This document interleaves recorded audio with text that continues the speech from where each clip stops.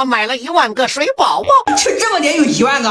再说你买这么多干嘛？我想看看这1万个水宝宝都吸满水之后，能不能把这个鱼缸给填满。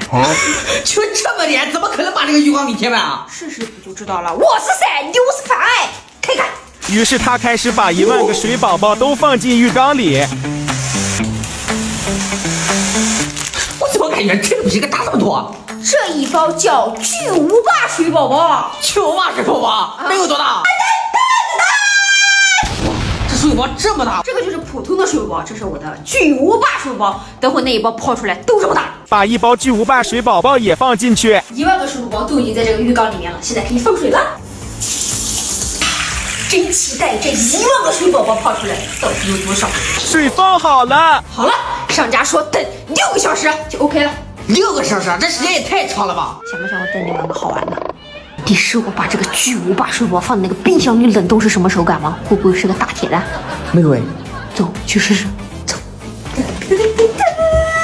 我们先把这个冰箱冷冻调到零下30度深冷模式，再把这个水宝宝给放进去。一会儿就。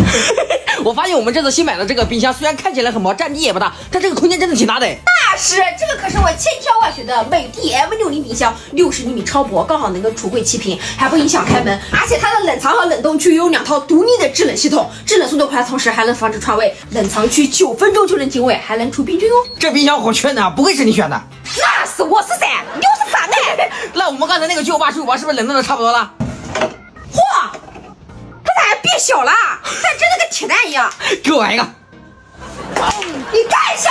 我的铁蛋！你的浴缸里面不是还有一堆吗？你再倒一个就是了。哦对，走，快看看我的那个水宝有没有装满1整个浴缸。我要开门了，开，我的浴缸就在里面哦。接下来就是见证奇迹的时候。哇，水都被他们给吸干了。这个也没有把浴缸给装满啊。所以1万个水宝宝并不能把我的浴缸给填满，从里面大概到这，1万个水宝宝装了这个浴缸的快到一半。1整个浴缸如果装满，我估计至少得3万颗，因为这个浴缸越到上面它越大。